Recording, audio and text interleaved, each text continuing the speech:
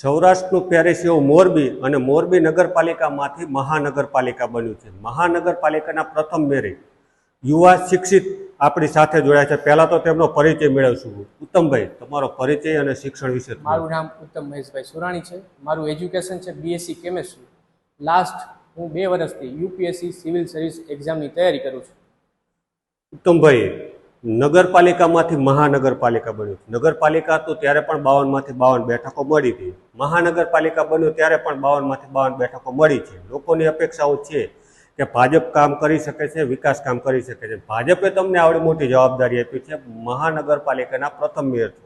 ઘણા બધા દાવેદાર હતા. તમે યુવા છો, શિક્ષિત છો, આવડી મોટી જવાબદારી આપી, શું કહેશો? હું મોરબી વાસીઓને અને પક્ષનો ખૂબ ખૂબ આભારી છું કે મને નાની ઉંમરે આ જવાબદારી આપી છે અને હું પૂરી નિષ્ઠાથી કામ કરીશ. આવનારા દિવસોમાં આપણું મોરબી આપણે સાથે મળીને આખા ગુજરાતમાં નંબર 1 શહેર બને એવી મારી પ્રયાસ રહેશે.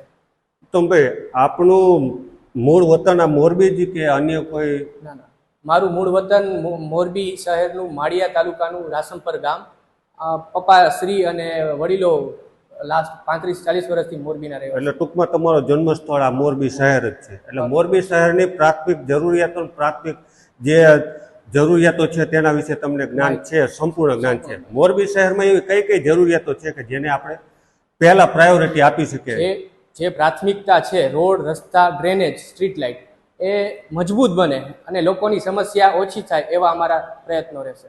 મોરબી શહેરમાં અમે ગત ચોમાસામાં પણ લગભગ વિડીયો જોયા, જ્યારે મહાનગરપાલિકામાંથી મહાનગરપાલિકા બન્યું, નગરપાલિકામાંથી મહાનગરપાલિકા, જ્યારે જોયું હતું ત્યારે પાણીની મૂળ સમસ્યા હતી કે વરસાદી પાણીનો નિકાલ નહોતો. અમે જોયું હતું કે ડેપ્યુટી કમિશનર હોય કે કમિશનરને પણ પાણીમાંથી ચાલુ પડતું. આ બધાએ દ્રશ્યો તમે પણ જોયા હશે. તો આ વખતે એવું આયોજન હશે ચોમાસું નજીક? અમારું પ્રી પ્લાનિંગ સરકારી અધિકારીઓ અને 52 કોર્પોરેટરો સાથે સંકલન કરી અને જલ્દી પ્રી મોન્સૂન કામગીરી થાય એવામાં પ્રયત્નો છે.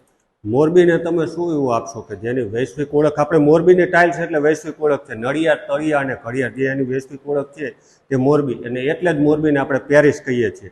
અને આ પેરિસને આપણે શું એવું તમે તમારા 2.5 વર્ષના કાર્યકાળ દરમિયાન આપશો કે જેથી તમારી કે પ્રથમ મેયરે આ આપ્યું અને જેની મોરબીની ઓળખ બની શકે? આવનારા દિવસોમાં મોરબીની જે પ્રાથમિકતા છે એ તો અમે જરૂર કરશું જ, પણ જે યુવાનો માટે લાઇબ્રેરી છે, બાગ બગીચા છે અને સિનિયર સિટીઝનો માટે રોજગાર માટે અને સ્કિલ ડેવલપમેન્ટ, આ બધી યોજનાબંધ આગળ કાર્યક્રમ કરશું અને મોરબીને અમે એવું બનાવશું કે લોકો મોરબીની પ્રેરણારૂપ રહે.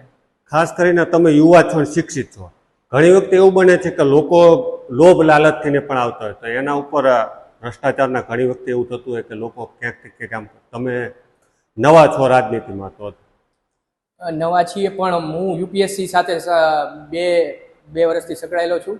પ્રશાસનની મને જ્ઞાન છે અને મારો વિઝન લઈને હું આવ્યો છું કે મોરબીને લોકો યાદ કરે આવનારા દિવસોમાં, અને હું એ પૂરી નિષ્ઠાથી કામ કરીશ. તો આ હતા મોરબીના પ્રથમ મેયર, જેઓ મોરબીને નિષ્ઠાથી અને સ્વચ્છ, સુંદર અને સારું બનાવવા માંગે છે. આભાર મિત્રો.